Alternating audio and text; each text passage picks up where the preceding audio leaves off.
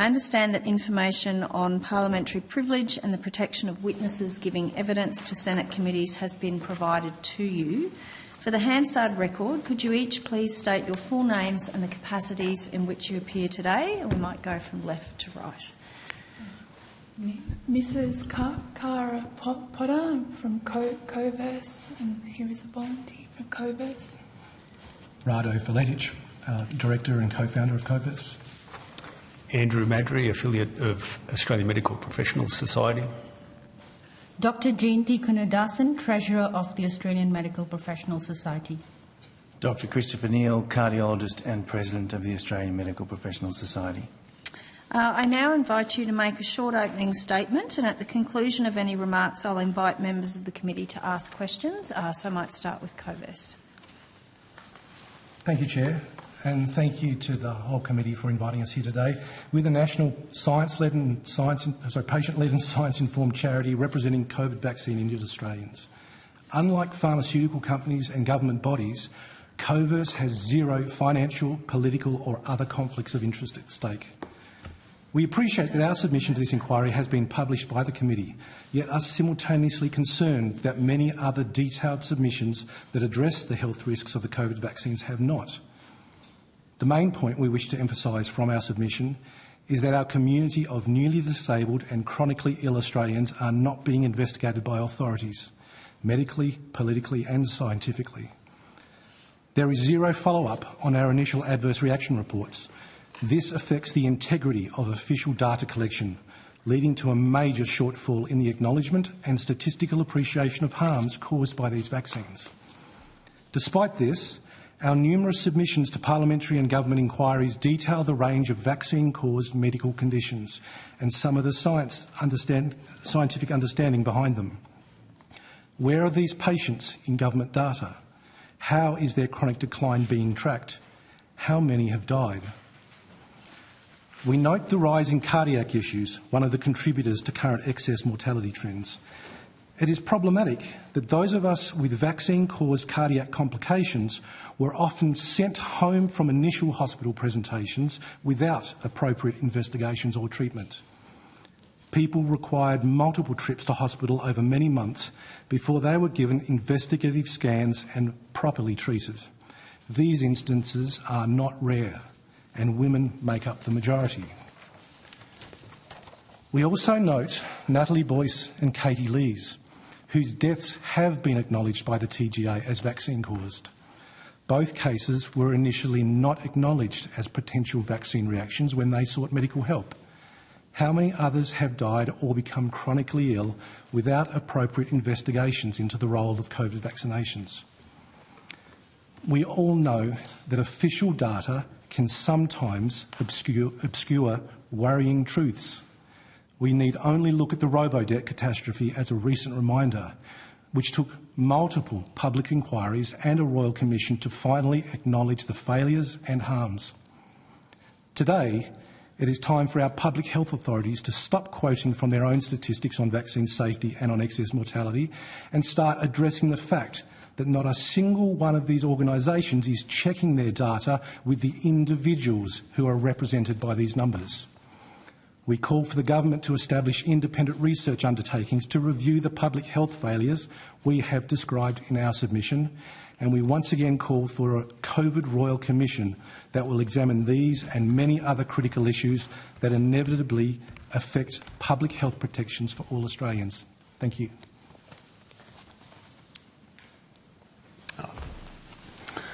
My name is Andrew Madry. I have an honours degree in physics and PhD. I'm a small business owner and work as a data analyst providing technical services to a range of industries, including medical technologies.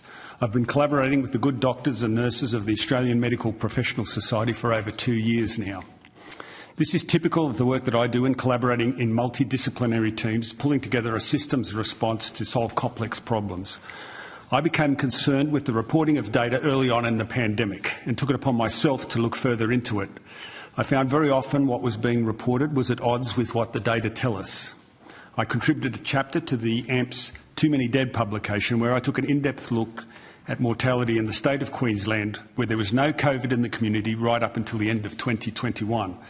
This showed the upturn in mortality trend occurring in older populations from mid-21, unconfounded by COVID.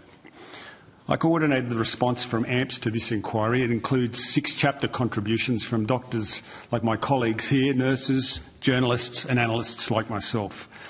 There's a substantial non-COVID excess that is continually accumulating. You can review this in our submission. It has not turned downwards as of the end of 2023. One of the possible causes of adverse health events and deaths are new medicines introduced and mandated to the public, promised to prevent serious illness and death. Here we are investigating unknown causes of excess deaths. We provide what may be the most comprehensive analysis available of the database of adverse event notifications showing COVID medicines account for 23% of all adverse events reported in the whole 53-year history of the DANE, and that's for all medicines. It takes up 38% of all cardiac disorders in the 53-year history. There are now 1,024 reported deaths. I'm grateful, Senators, for this inquiry to allow public and the specialists with the skills necessary to understand data to provide input for your consideration. Without understanding the causes, there's no chance of bringing this non-COVID excess back to zero in Australia, which has the envied position of one of the highest life expectancies in the world. Thank you. I am an anaesthetist and perioperative physician and treasurer of AMPS. I'm also part of a group of volunteer researchers under the aegis of Daily Cloud IO who have investigated the publicly available documents that formed the basis of the Pfizer-BioNTech COVID-19 vaccine approval in December 2020. I'm one of the authors of the first peer-reviewed paper in the medical literature unaffiliated with the trial sponsor, which examined the original Pfizer COVID-19 vaccine trial data. To fully understand the issue of excess deaths, there needs to be proper scrutiny of the intervention that was implemented on more than 90% of the Australian population. That's COVID-19 vaccination. More than 50% of the Australian population took Pfizer's mRNA vaccine. At the pivotal point of Pfizer's vaccine approval in December 2020, there was a gross misrepresentation in what was presented publicly. Instead of the 6 deaths publicly disclosed, 4 placebo, 2 vaccinated, suggesting a benefit of vaccination, there were in fact 11 deaths, with more deaths in the vaccinated arm, 6. We found undisclosed deaths, especially in the vaccinated arm of this clinical trial, in contravention to legal and ethical obligations of trial sponsors. As a healthcare professional registered in Australia, I felt it was my ethical obligation to inform the TGA for possible breaches of good clinical practice. The exchange of letters with Professor Lawler is in the AMPS submission, which I hope this inquiry makes public shortly, as well as an additional letter to be tabled. In 2022, I was investigated for more than 6 months by APRA when I said it was not honourable for the medical profession not to be able to tell their patients what, in their medical opinion, harms them. Despite the immense stress of the investigation, I stand by my words. Have doctors in Australia been able to give valid, informed consent for COVID-19 vaccination in the background of unprecedented government enforced coercion and incompletely scrutinised trial data by the regulator? If the clinical sponsor can hide deaths and autopsy results, ignore a sudden adult death and cardiac event signal in the clinical trial, with the regulator waving this along, what else can they hide? I hope this committee seeks these answers. Thank you. I'm a cardiologist and the current president of the Australian Medical Professionals Society. Last year, on the 18th of October, we were in this building launching our 472-page book on the very subject of this inquiry. From a vaccine safety perspective, we believe that the pre-market phase of COVID-19 vaccination evaluation in Australia was deficient. Perhaps because of this deficiency, post-marketing surveillance with, quote, rigorous analysis of safety signals was to be the promised cornerstone of safeguarding the public. However, much about this process was non-transparent and against convention, most particularly the attribution of causality in the many suspected adverse reactions resulting in death. Given the access to data and independent analysis that we have, we can say that the signals were so impressive that one would have expected urgent intervention. If not product withdrawals, then at least new investigations or multiple public warnings. Consequently, when official mortality data became available for the rollout period, we and others were not surprised to see an abrupt and sustained mortality excess. Having access to this data allowed us to independently find the take-off point of excess mortality in Australia, which was mid-2021. But trends in particular states and age groups are highly instructive. In short, mortality take-off points fit with the vaccine rollout age group by age group, but do not fit with COVID-19 incidence region by region. No other postulated causal factor exhibits these key, consistent temporal relationships, and there are known biologically plausible mechanisms to support this contention. The literature now reveals the pathogenicity of the spike protein used in these vaccines, with concerns ranging from cytotoxicity to cardiotoxicity, from thrombogenicity to oncogenicity, and I could go on. 3 consecutive years into this trend, we put it to you that excess mortality has tragically become the most important signal in pharmacovigilance. Unexplained excess mortality continues globally and cannot now be hidden, receiving attention in peer-reviewed articles, in mainstream press and in public awareness. AMP strongly believes that the inquiry the people of Australia deserve must be full and exacting. Thank you. I just have one question and then I'll move it round the committee. Just a question for Coverse. Could you tell us about how Coverse was founded and how many people your organisation represents? Thanks for the question. Leading up to mid-2022, there were a number of us who had been discussing our injuries and the political situation we found ourselves in. And I had an opportunity to speak to a journalist who published some of my story, which caused a flood of people to contact me personally. And it was very clear at that point that this was far bigger than the number of people who had connected already online. And a group of us got together and said, we need to actually do something. We need to form some sort of organisation to be a representative voice. So that happened in mid-2022. So there's myself, there's 6 other people. And excuse me, the brain fog's got me a bit today. What was the second part of your question? Just how many people now are members of your organisation, or would you be? So we have some 750-odd people who have registered on our website.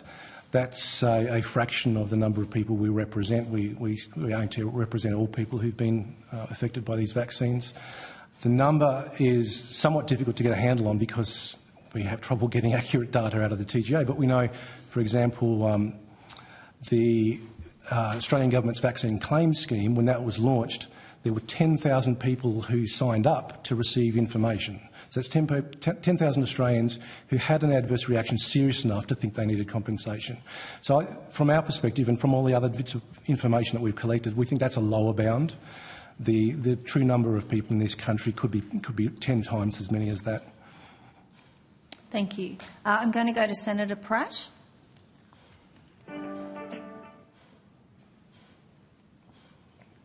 Senator Pratt's online. Thank you, Chair. There we go. And thank you to the witnesses today. Adverse reactions to vaccines are not uncommon. I recall a particular case in Western Australia where a flu vaccine was withdrawn because of adverse reactions in a child that meant the child ended up with a significant disability. Nevertheless, I'm a supporter of vaccination within robust systems to make sure that the quality of the vaccine and its public benefit is demonstrable.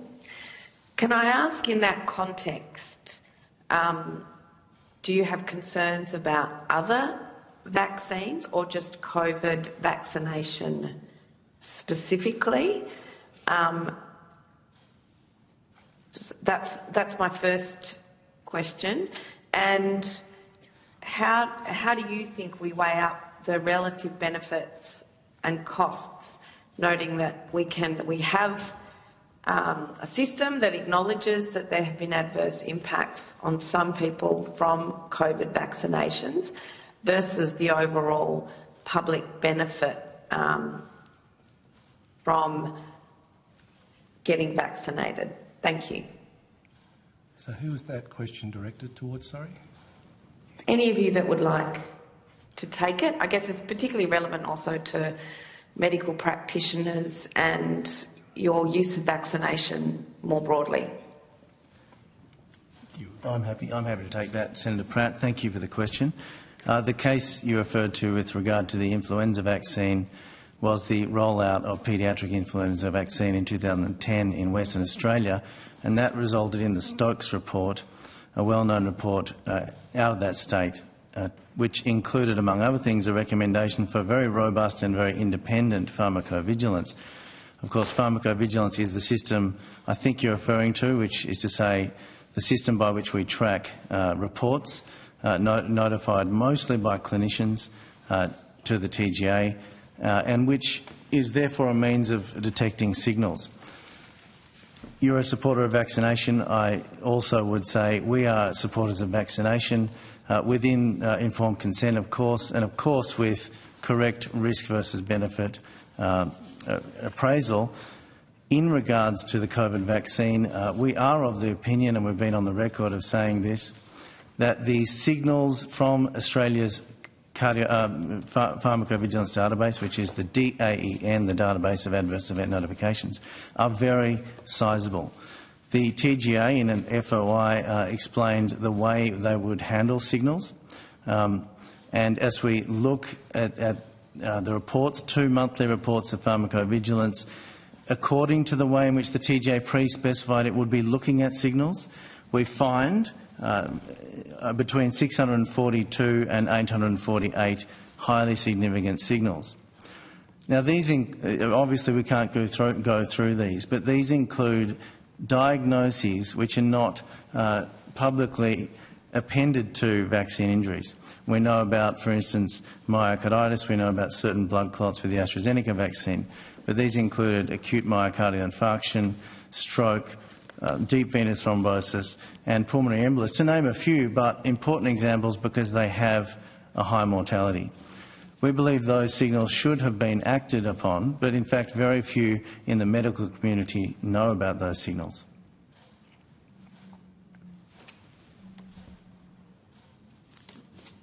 Thank you. Can I ask, in that context, how, you know, it's a quickly moving feast where you've got, in a response to a pandemic where we're trying to weigh up the public benefit of the vaccine, and I support the public benefit that's been acquired in this case from getting vaccinated, according to the evidence that I've seen. Nevertheless, I do believe it needs to be tested robustly in terms of how our health agencies engage with pharma companies. What can we do quickly in a pandemic context to make sure that's robust? Like, it is, you know, we do have to weigh up relative risks, weighing up whether we think something's going to be effective, and that the cost-benefit analysis means that we should rely on the evidence provided versus not, versus making greater inquiry about it before something goes ahead. You know, we didn't have 10 years, if you like, to develop a vaccine in this case, and Australia had much lower mortality in many cases than lower vaccinated countries from COVID. Thanks. Senator, perhaps I could answer that question from a data perspective. You know, what do we need? We need real-time monitoring systems to, you know, in this critical situation, the money needs to be put in to enable those systems. As Dr. Neil just mentioned, you know, in terms of pharmacovigilance, we're looking in the COVID context at excess mortality numbers as being the signal. And the problem with that is that the Australian Bureau of Statistics has become the source of that information. Now, that's not their job, as I understand it. And if, you know, when analysts look at the ABS data, it takes, you know, the death happens, it gets reported to births and deaths. Then it takes, there's an administrative process of at least 3 months for that to come through. When we look at the ABS data, it takes another further 3 months for the data to stabilise as, you know, coroner's reports come in. So clearly, you know, a lag of something like 6 months is not enough to, you know, to detect these changes. So, you know, and it should be possible to have real-time reporting systems put in place in a context like this. Well, I would think in hindsight, and this is probably something we can look at how we recommend, that ABS and the Australian Institute of Health and Welfare have said that they're now going back to look at immunisation status overlaid with health outcomes and COVID deaths, and in relation to that data as to, you know, how did they demonstrate that there was a public benefit to being vaccinated versus the unvaccinated in the level of death. And there wasn't, those data connections aren't there, but they are now being made. Is that the kind of real-time data that you're talking about? Yes, Senator. I think that's exactly the point. I think that's, you know, an excellent suggestion, and we would hope that, you know, independent groups like ours could have access to that data. And it's even more complicated than that, because the joins, you know, we're joining data between different departments, and you know, there can be issues in mismatches, and then and analysts know how to handle that sort of thing and understand the uncertainty. So I would welcome that, and I'd like to... So there is access to data... Sorry, I'll let other witnesses answer as well, but there is access to data that researchers can apply for, subject to ethics approval. Is Coverse making an application, and do you have any reason to believe you wouldn't be successful in also having access to that data? Sorry, you mentioned Coverse. We don't have the capacity to do that type of work. We're all pretty crook, but I think you meant AMPS. Yeah. Yes. So, Senator, I'd like to just add on to that answer. So, you know, for a doctor, you would support an intervention where there's a need. All right. So for very early on in the pandemic, Professor John Ioannidis actually published the infection fatality rate for this illness, and for basically anyone less than 70, the risk of dying is 0.05%. So it would have to be a stratified response according to people's age group, their individual health, and you have to, and as an author in the first peer-reviewed data that actually looked at the Pfizer COVID-19 vaccine data, one thing I want to actually emphasize: at no point during the trial was the intervention life-saving. If you align the deaths along as they occurred along the timeline, at no point in this trial was this intervention life-saving. So we can talk about vaccination as an esoteric, but ultimately every doctor should have been allowed to treat the patient in front of them to the best of their ability, and because it's a pandemic situation, with the best. The data is evolving. All doctors should not have had the unprecedented fear and coercion that was put on the medical profession in COVID. That is unforgivable, it has cost lives, and it has damaged the medical profession. I think there would be other doctors that would refute whether or not your assertion that the vaccinations help save lives, but I'm not a medical practitioner, so I will leave that to others. I'm only speaking to the original Pfizer trial data, and as I said, on the original Pfizer trial data, on publicly available documentation, if you line up the deaths that occurred in the trial along the 6-month period, at no point was the intervention life-saving. Okay, well, I will take that statement, and I can only ask others in relation to that.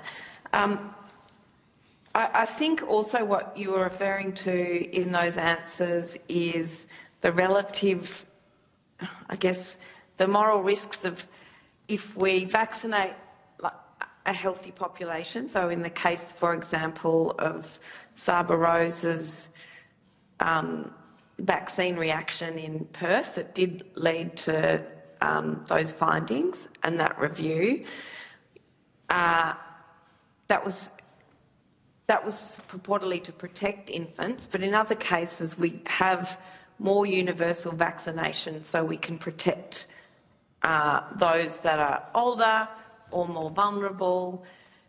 Are you talking here about the relative risks of whether someone, a healthy person who might survive a COVID bout but has an adverse reaction to a vaccination, whether that's not, any adverse reaction from them needs to be weighed up against that moral dilemma of why vaccinate them.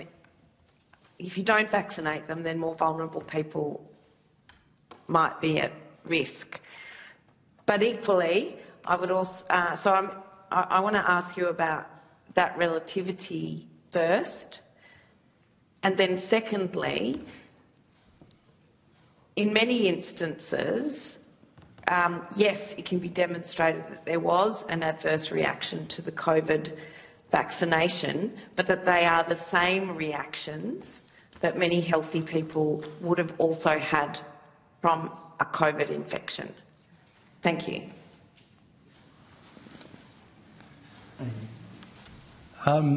What we see in our patient groups, the people who are suffering the most significant adverse reactions are not the people, generally speaking, who were at risk of COVID.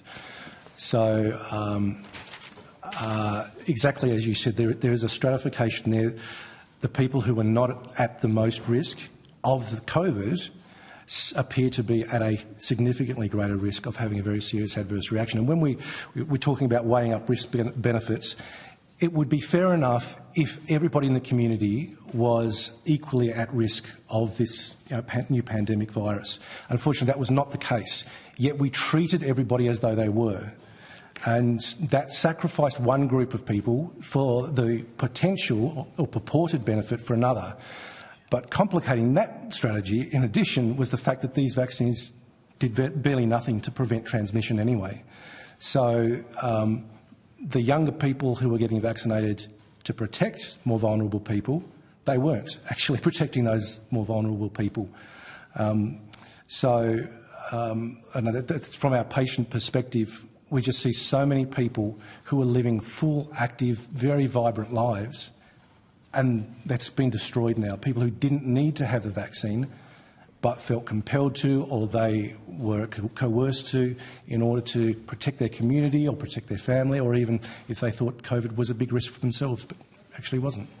And that's a fundamental difference between the vaccines we were talking about, which were paediatric vaccines, which are designed to have sterilising immunity, so you don't catch measles, you don't catch those childhood diseases, whereas that clearly was not the case with the COVID vaccines. They were they weren't sterilising, and the benefit was supposedly intended to stop severe illness and death, and that seems like that's a personal judgment rather than the other case creating a herd immunity. Senator Pratt, I'm going to move on the call and I can come back to you at the Thank end you. if you have anything else. Senator Rennick. Hi guys, how are you going? My question is for you, Dr. Neil. So just to confirm, you are a cardiologist? Yes. Okay, thank you. Is it true, I know you said in your opening statement, that the spike protein is pathogenic? Yes, so the way I'd answer this question is that the spike protein is a very, very well-studied protein. It's the main pathogenic protein, the main virulence determinant of SARS-CoV-2 viruses. And as such, it's been known to cause toxicity to blood vessels and cause blood clots in COVID-19 disease. The spike protein is the protein produced by mRNA and DNA vaccines, and it is the protein in the Novavax vaccine. So all Australian vaccines also contain the spike protein. And so whilst we recognise that the spike protein in COVID-19 disease is pathogenic, we are also able to recognise, therefore, once your eyes are open to that, that the mechanisms of vaccine harms are likely due to spike protein.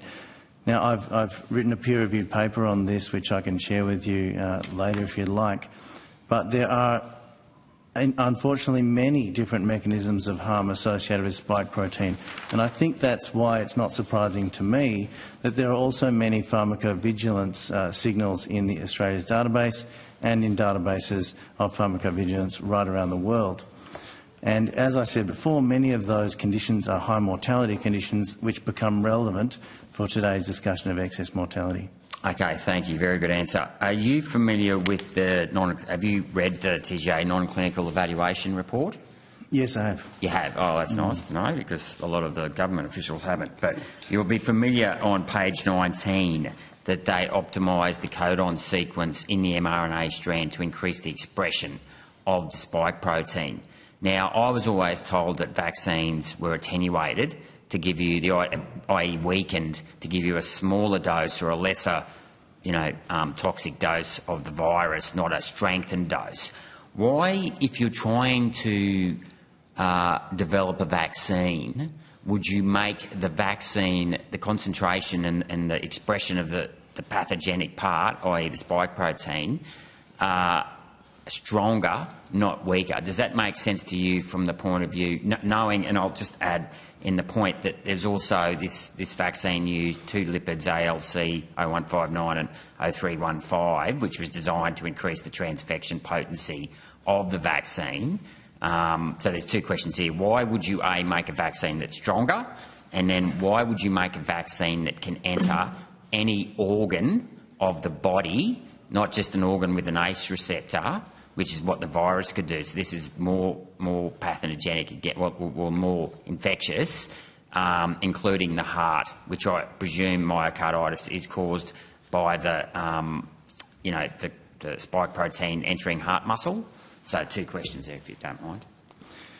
Thank you. So I would emphasise that at the time of the introduction of mRNA vaccines into the market, there was very little in print really delving deeply into the multiple new aspects of the vaccine, and some of that which was published was misleading.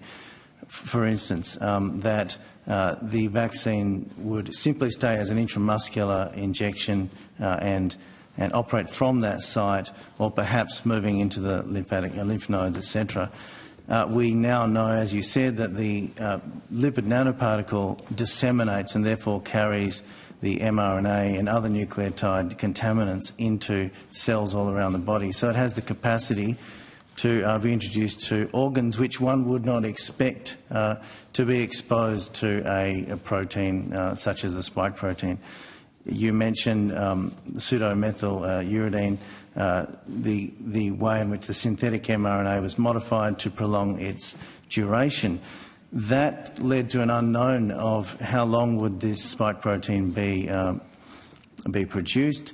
We know there were many assurances that it would only be produced for a few days, but in many independent peer-reviewed articles we find examples of spike protein which is vaccinal and not viral, persisting months and in one case 200 days.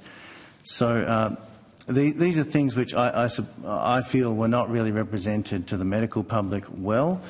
You mentioned myocarditis in your question, and it's a complex pathogenesis, but it does appear that it is the result of spike protein being expressed in the tissue of the heart and then provoking both an injury and a secondary autoimmune injury.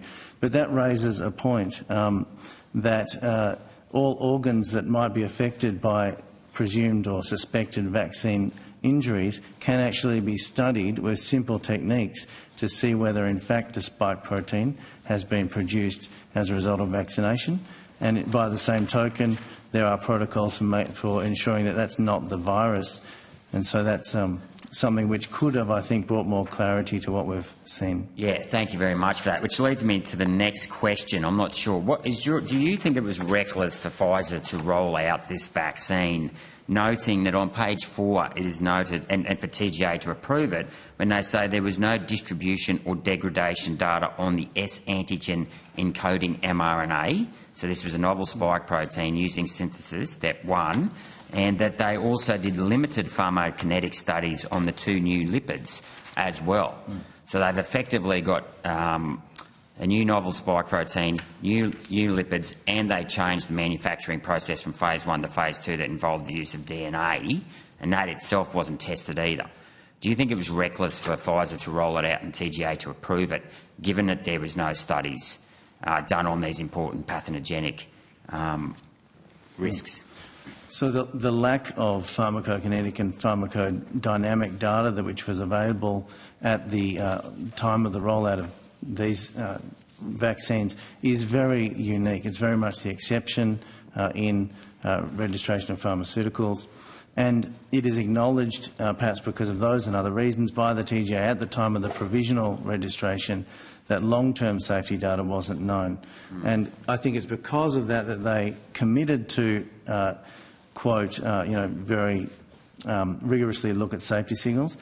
Our contention is that the safety signals were there, but there was no response. So yes, they collected the data, but there was no appropriate response in our opinion. Okay, thank you. And last question, Chair, to Mrs. Potter. Are you vaccine injured, Mrs. Potter? And if so, could you please describe your injury and how you've had to deal with it, please?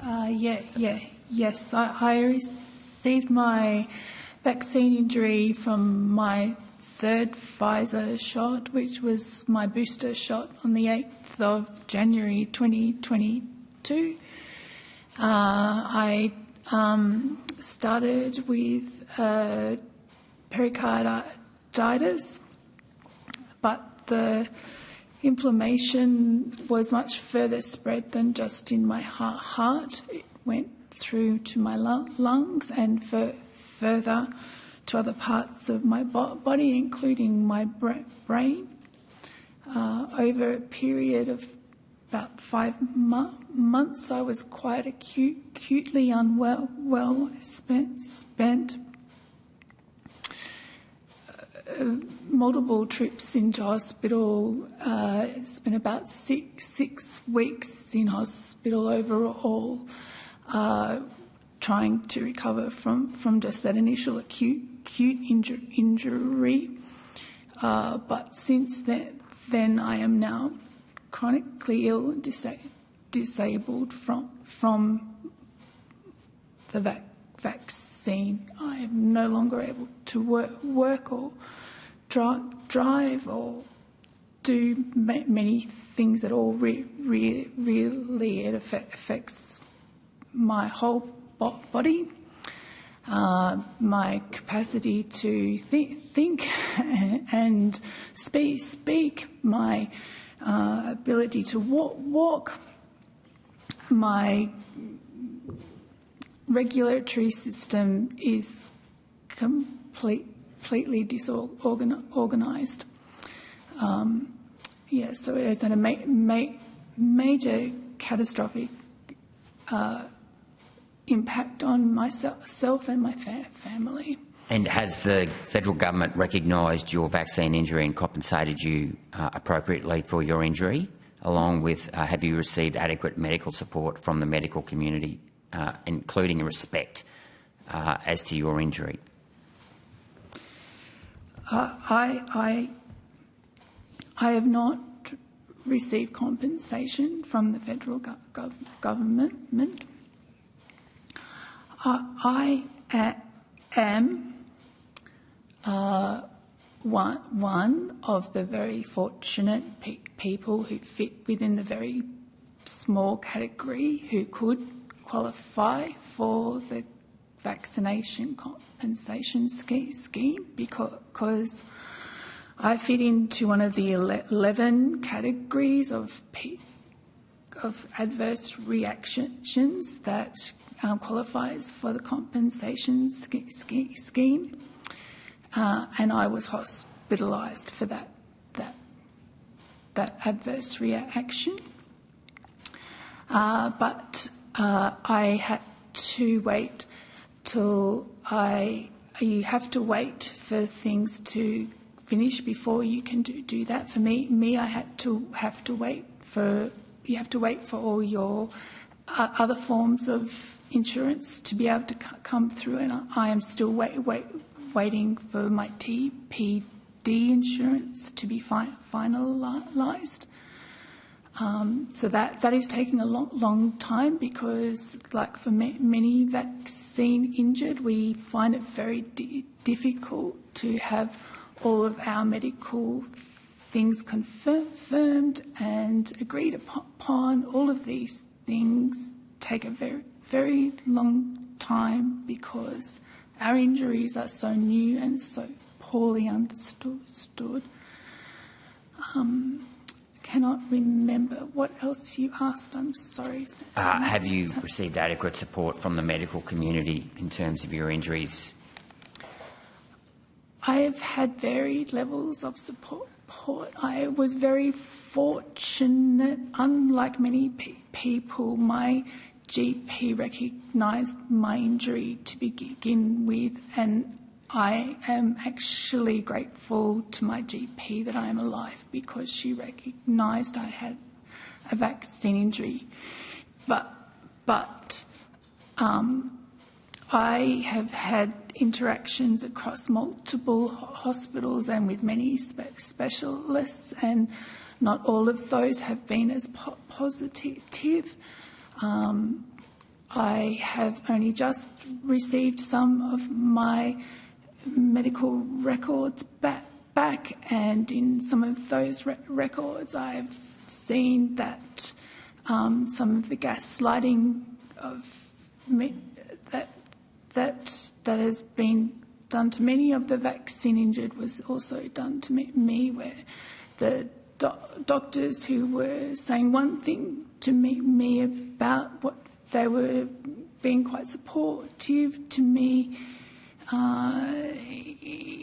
face to face, but in my medical record they were writing things about me suggesting that I was having some kind of psychological event, whereas I have got a long list of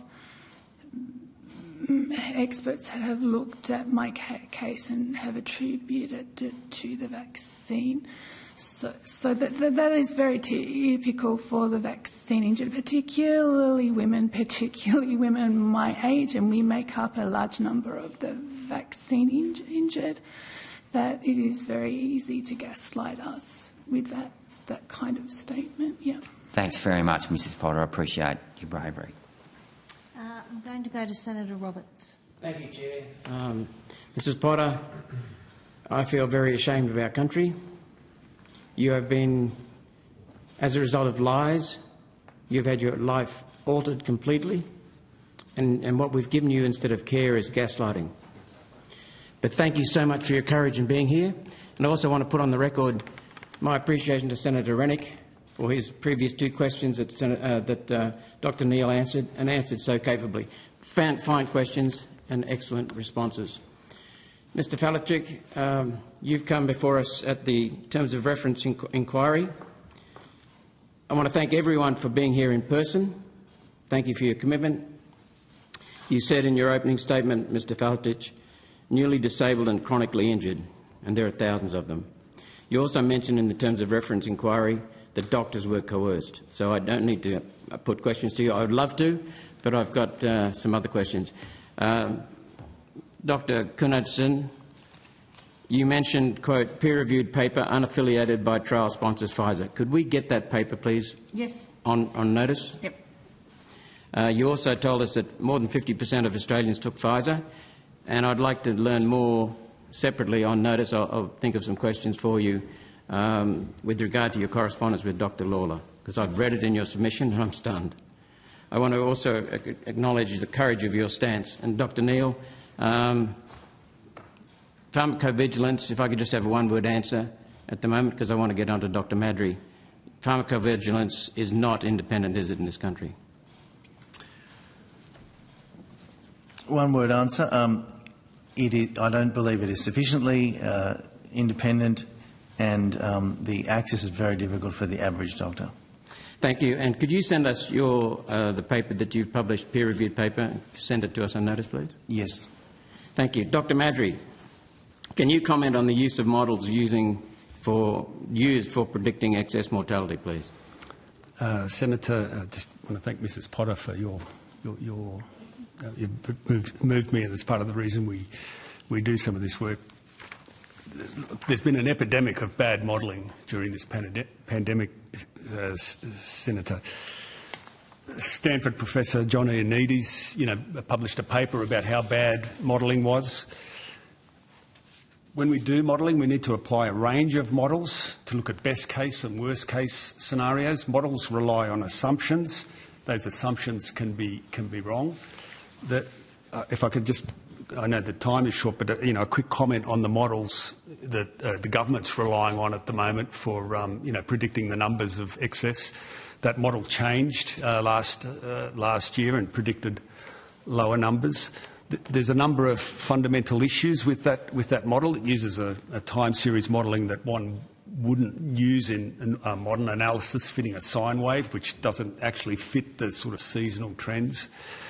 There was a strange thing that happened from, the standard years were 2015 to 2019, and then, there was a decision to reach back to 2013, and it turned out 2013 is a low year for mortality, 2019 is a high year. So if you wanted to tip up, the baseline and make the excess less, that's what one would do. And in our submission, we've sort of provided a range of what it should be, because the estimates that are there at the moment are very much at the low end of the estimates, and we need to look at the low end, the high end, and the real result should be somewhere in between. There's another issue about subtracting all COVID deaths from and with. We know the convention shouldn't be to count the deaths that are with someone who dies from cancer, for example, who tests positive with a PCR test. They shouldn't be subtracted. We know influenza was down, and during those years. So should we be subtracting all those deaths? Because clearly some of the COVID deaths were deaths of frail elderly people who sadly would have died anyway. So if we're trying to come to what's the clear non-COVID excess, there's more professional ways to look at that. So all I can say, modelling is has been done poorly. That's well established, and I think independent groups like ours that can talk with what's really happening, have a better understanding, and can try and fit ranges to those models. Especially when it's a high risk situation where people are dying, getting injured, we need to understand what's the best case and worst case scenarios. Thank you, Dr. Madry. What other data is needed to clarify what could be causing the non-COVID excess mortality? Okay, so if we wanted to rule out COVID vaccinations as a possible cause of this excess, these data sets that Senator Pratt was talking about, where there's a linkage between immunisation registers and mortality registers. We understand that such joining of tables linking of tables has been done by the Institute of Health and Welfare and the ABS. Basically the data that's needed is the date of death, the date of last vaccination and date of death on an individual record basis, and we can go through that and find, if there's trends that shouldn't be there. They should be independent, but there could be trends that look in there, and if we can get access to that, we can provide some insight. Do you intend to apply for access to that data? Yes, we've had discussion. Since we've heard more about this, we do intend to apply for it. Thank you. You said you did an analysis of mortality in Queensland. What did you find? Okay, so Senator, as you would be interested, Queensland kept out COVID right up until the end of 2021. So with Queensland, we had a 10-month window where we could look at mortality without the effects of COVID. Any deaths from COVID in Queensland were from cruise ships or out of the state. So we purchased data from the ABS with sort of narrow age ranges.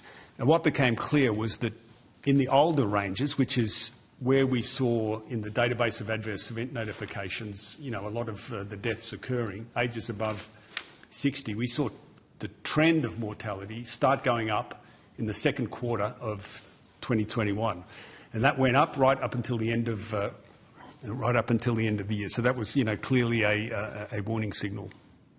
Thank you. Senator Canavan has a question. Follow-up here. Have you looked at Western Australia, which had a similar experience? When I look at the ABS data, again, the deaths seem to start ticking up in sort of late 2021, even before the WA border was open. Yeah, Western Australia has a few more months because they opened up in March, I understand. Yes. We'd have a full 1-year window with Western Australia. So the reason I picked Queensland was partly financial, because there you have the largest state with the longest time. South Australia and Western Australia would be other ones that would be worth looking at. Okay, thanks. Can I have one more question? Okay. Dr. Neil, there are many ways excess mortality can be hidden. Classification of causes of death. Can you answer yes or no to each one, whether or not it's possible to hide a death? So excess mortality typically just considers all-cause mortality. Then there's a secondary sort of inquiry as to what the sub-causes might be. So with doctors placed under coercion, we could hide a death due to a COVID injection by classifying it as not due to an injection. So I guess there's two avenues to highlight a death as a doctor, which might be, which as a doctor you might have the opinion that it's a vaccine death. One would be by registering the death on the pharmacovigilance database, and 75% of the deaths were registered by doctors. The other would be to write a death certificate. I believe that's rarely done in a way which would note a vaccine injury as a cause of death, but it is possible. Thank you. Dr. Madre, they can be statistically hidden or misclassified, correct? Correct. Misclassification is one of the biggest problems we have as analysts. A barrister that I talked to said that you can hide evidence, and the best place to hide it is in plain sight. That's a very wise statement. Thank you. Are these things being done? Is it being hidden? There's certainly strange things happening where, the ICD codes, there's, categorisation going into these vague categorisations from where, it might have been very specific cardiac, respiratory. There are strange things going on. What we can do is we can detect those things happening. So that's, as you said, from a legal, from a, forensic point of view, being able to see those sorts of things is insightful in itself, even though it may make it harder to find the actual result we're looking for. But, that's important. So keeping on the theme of hiding data, we can also have alternative narratives such as long COVID instead of vaccine injuries. We can also have the use of labels to denigrate people, shut them up, condition an audience that it could be something else, propaganda to sway people's perceptions. Any of these things tie in with you, Dr. Neil? Well, we, as a society, we've been concerned about the culture in medicine that tends towards censoring doctors. I'm speaking about some of the key issues of pandemic management, including the vaccine. We believe that's real. We believe we can document it, and it could well have had an effect on the information that's able to come to light. Thank you. Thank you, Chair. Senator Babbitt. Thank you, Chair, and Thank you to Mrs Potter for being here. I know it wasn't easy for you to get here, and I noticed Ro as well in the crowd there, so thank you for being here. And Ro's also vaccine injured, and I hope that in time you will get the justice that you deserved. And you know, the wheels of justice turn very slowly, but I think there's a lot of people that have a lot to answer for in this country for what they've done. Yeah. So I'd like to say thank you, of course, to AMPS, the Australian Medical Professionals Society, for attending today. You've put in obviously an enormous body of work. You've even published an entire book on the topic of excess deaths. Now, your submission to this inquiry here is not up on the website yet, but I hope that it will be up soon. But thank you for emailing it to me ahead of time to review. I've got a question here for Dr. Kunad Hassan. Now, I've been struck by your communication with Professor Tony Lawler, who is the Deputy Secretary of the Health Products Regulation Group at the Department of Health. Now, as I understand it, Australia relied on pharmaceutical companies' own data when deciding if to inject almost the entire population with a novel product. In your letter to Mr Lawler, you talk about the undisclosed deaths in the vaccinated arm of the Pfizer COVID-19 vaccine trial that had a probable autopsy result at the point of the provisional or emergency use approval. Can you elaborate on this, and why is it significant? Thank you for that question. So to understand this, the Pfizer COVID-19 vaccine was approved in the US on December 10th, 2020. The data cutoff date for that was November 14th, 2020. Pfizer looked at it for 6 days and then submitted it on November 20th. So publicly what was disclosed was at that point in the trial, there were only 6 deaths, 4 in the placebo group, 2 in the vaccinated group. But actually, if you line the deaths as they occurred along the timeline, it was 11 deaths. So now we have deaths occurring in the clinical trial that are not reported in a proper time frame. Death is a very serious adverse event, and you suppose once the clinical site has been notified of a death, they're supposed to tell the sponsor no later than 24 hours, immediately. So we have documentation for one subject, subject 11141050. This subject died on October 19th, and this death was not publicly disclosed. This is a 63-year-old lady with a bit of hypertension, she's a bit overweight. So the clinical site was informed on October 19th. The death only made it into the patient's notes on November 25th. So that's a 37-day delay where it should have been immediate. And I've provided all this documentation, the page stamps and everything, to Professor Tony Lawler. And now November 25th is still before December 10th. So they still chose not to admit this extra additional death. And why I contend that there's an autopsy report, if you read the patient's notes, they say that the cause of death for this patient is sudden cardiac death, but the autopsy determined that the cause of death was sudden cardiac death. So on December 9th, there's a communication in the patient's notes saying sudden cardiac death. Should we change the cause of death from unknown to sudden cardiac death?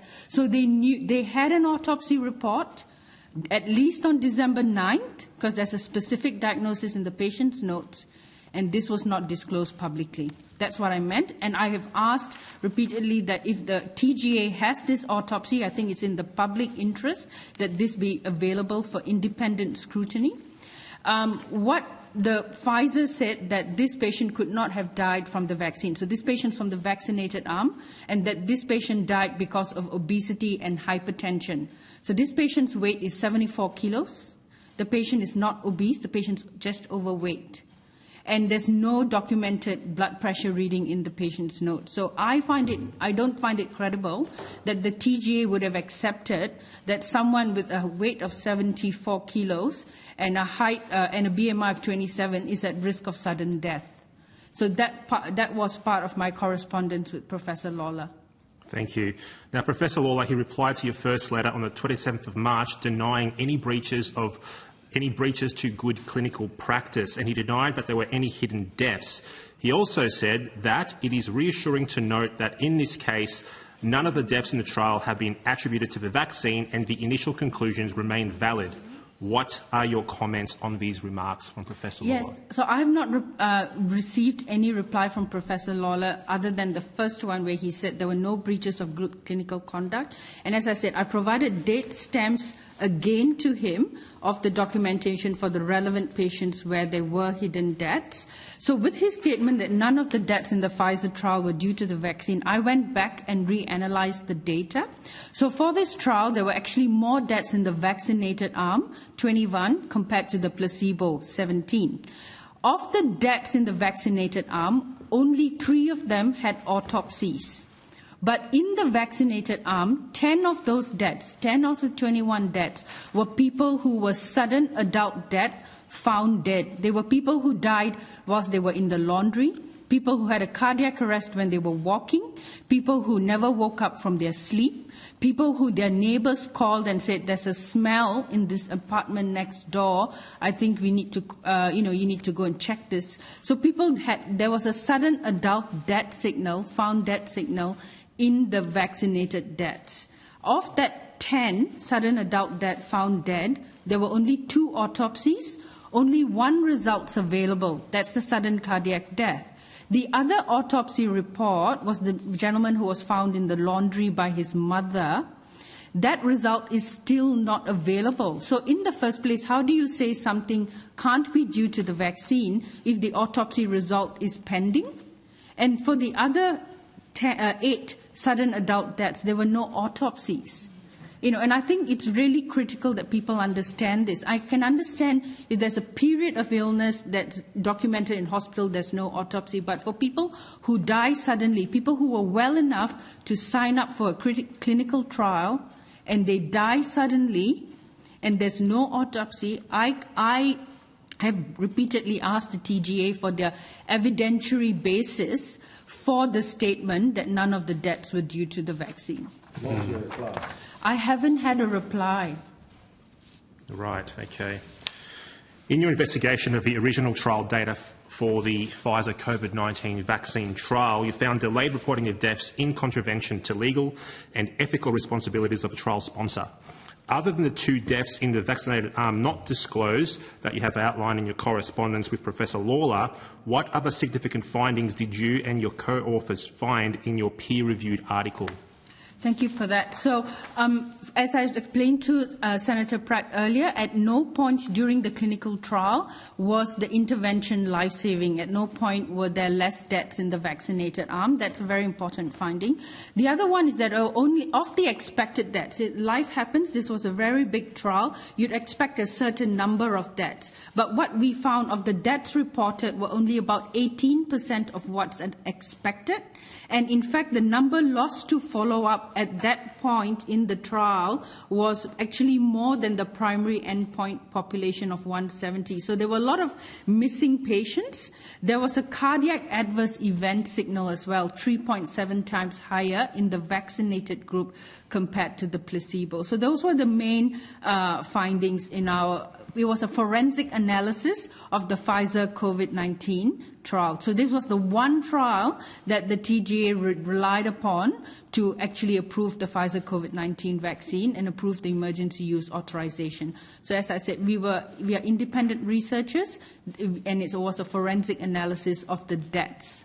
May I jump in there, please? Go for it. Thank you. So you're saying TGA, you're confirming what the TGA told me in Senate estimates in March 2021. The TGA did no testing, relied on the FDA, which did no testing, and the FDA relied on Pfizer. That's all the basis of the COVID injections in this country.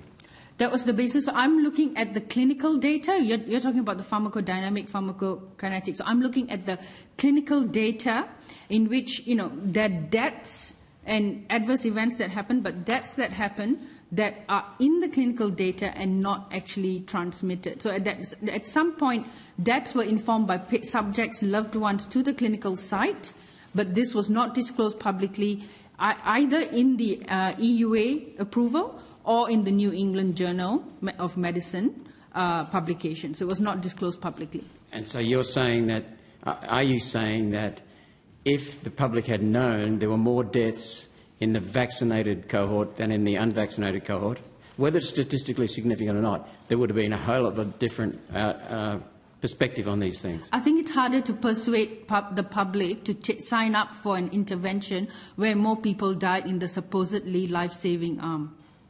Thank you. One last question to Dr. Neil. Now, Dr. Neil, are there problems with classification of COVID deaths in Australia, and how does this relate to excess mortality figures? Do you think COVID is the explanation for excess mortality in Australia? Thank you. Dr. Madry's answered some of these issues. There are well-known problems with the diagnosis of COVID-19. There are well-known coding issues with the diagnosis. And in the context of metadata such as all-cause mortality, there can be other problems of classification. I think in regards to whether the phenomenon of excess death relates primarily to incidents of COVID-19 in the community, I think that's a very important question for this committee. Dr. Madry has alluded to the way in which the take-off point of mortality in Queensland goes up very clearly and very strangely in the second quarter of 2021, 8 to 10 months before COVID hits the state. So we have sort of temporal relationships which are very important in any causality assessment. When we look at the way in which deaths are classified with COVID or from COVID, the advice of the World Health Organization in looking at mortality is only to really factor in the from COVID, the infection type classification of death. And in the latest iteration of the Australian Bureau of Statistics model, unfortunately, both with and from COVID is included in that model, so we don't agree. I'd finish on the point that the average mortality, the average age of mortality in COVID-19 in Australia is about 86. That is the median, which is to say that half of the people who have unfortunately died from COVID-19 were over 86. And nevertheless, in the setting of excess death, not surprisingly, as documented in some of the other submissions to this committee, the life expectancy has had a downturn in Australia. And it's important to note that for the life expectancy to turn down, you would have to have deaths under life expectancy. And so clearly, in our opinion, COVID-19 deaths do not explain the phenomenology. Thank you, Doctor.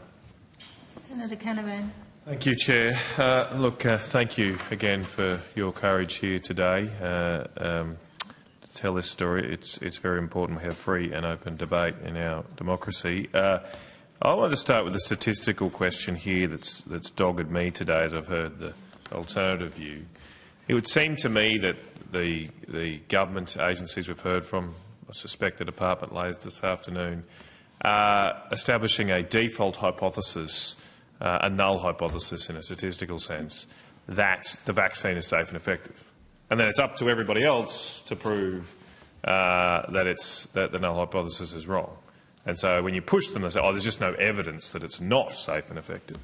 But that to me seems to put things around the wrong way. I would have thought normally in a statistical test you would have the null hypothesis, sort of the default situation, that this thing doesn't help save lives, that the vaccine is not safe and effective, and the onus of proof, the burden of proof, should be on the drug manufacturer and the government mandating this to prove that it is safe and effective. Have I got that wrong? Is that a fair characterisation of how government agencies are approaching this debate? Yeah, maybe that's a good analogy. It's, like the legal analogy of innocent between before proven guilty, whereas, if you're introducing something that is potentially dangerous, it should be guilty until proven innocent. And it does seem that the default, the null hypothesis, as you say, is that there's nothing to see, and therefore, if that were true, then you could use those assumptions to try and say, well, this must have been the baseline and all these sorts of things. But that's clearly not the case. There are, the issue is causality, and there's, I see other groups have put submissions in. There's a number of criteria to establish causality. It's called the Bradford-Hill criteria, and we've talked today from Senator Rennick's questions. There's biological mechanisms that could explain some of these things. With the Queensland data, we see temporal correlations. We see the introduction of medicines, then followed by changes in mortality, and there are a number of other criteria. So there's ways to do this properly, and I think it's been left up to independent people to start probing and looking for these relationships. We should be looking at all data, like hospitalisation data. These complex systems aren't just the sum of the parts; they're the product of all the interactions. For example, when we looked at Queensland, 2% of the health workers were put off, and we understand now 75,000 people have left the healthcare system. Yeah. You can't expect that not to have impacts. There's so many variables we need to look at to establish what's going on. And I know it might be a little bit depressing today, hearing, as Mrs Potter has rightly said, being gaslit all day, but you should take solace in the fact that the Australian people are with you. And I just checked the stats, only 4% of Australians have had a booster in the last 6 months. So hardly anyone is actually listening to these government agencies that continue to parrot these clearly incorrect lines now. That raises a question to me about going forward. Dr Neil, sorry, you, I think it was yourself, or I think on the Queensland data, whoever did answer that question made an interesting observation about past data. Just going forward here and making a prediction, people are still getting COVID. And so if the government's hypothesis is right, we would still see excess deaths from COVID, because they're still getting COVID and they're not getting vaccinated now as well. However, if we see excess deaths start to come back to average, would you suppose that, in fact, the rise we saw over this period was more due to the vaccine while people were taking it, and now they're not taking it? We've had deaths come back to normal, which seems to be happening right now. Is that a fair? Would that be your prediction? Well, I certainly hope that what we're seeing as excess deaths will come back. You say back to normal. There should actually be a compensatory downturn once the exposure, whatever that is, or series of exposures, is removed. And by compensatory downturn, we should get less than expected deaths for a few years. And unfortunately, we're yet to see that. So I think that, I can't predict what will happen, but I think that the nature of that sustained trend has to be taken into account. And if this relates to vaccines, then in fact there have been quite a sustained pressure on the Australian population because of the booster programs. I suppose this also, the validity of my point, sorry Chair, just one quick thing. The validity of that point that I've just made depends on how long after a vaccination there is a risk of injury. Is there any evidence on that yet around the world about how long it might persist for? If I can just... I think that's a complicated biological mechanisms question, and I would say we need to do a whole lot more. Yeah. It's inherently the case that some mechanisms are rapid acting and some are long acting, and I think we would see different manifestations at different times. And this is what's terrifying, because we're trying to look in a period of 3 years, trying to detect what's happening, and it may take 10 years for the true impact of what's happened to become apparent, and then it's too late. And as Dr Neil said, we should be seeing deficits. People who are dying of COVID are sadly over 86. There may be deaths just brought forward slightly.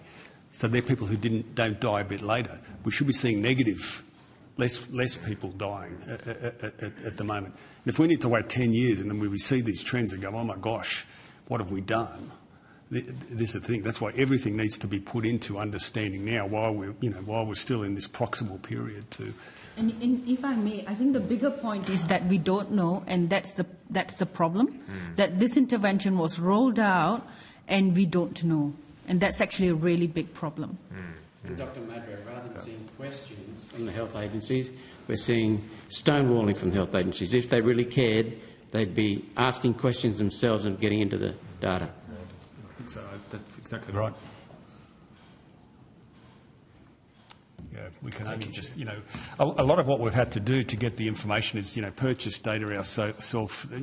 Groups have done freedom of information requests at their own expense to the TGA to find out a lot of data. A group has created a website called opendane.info where you can really try to see the investigate for yourself. For someone who thinks, oh, this strange, reaction I'm having, have other people found this, or is it, it could be just one of those random events. So volunteers are doing work, applying for freedom of information requests to get this data, and it's not really good enough. We need to have access. The public needs to have access, given, particularly in the context of mandates where people are being forced. We need to have open knowledge of the data. Thank you, Chair. Thank you very much for your evidence today. The committee will report to the Senate on the 31st of August 2024 and request that answers to questions taken on notice are provided to the committee secretariat by close of business on Friday the 21st of June 2024. The committee will now suspend briefly for 5 minutes and will recommence at 3:30.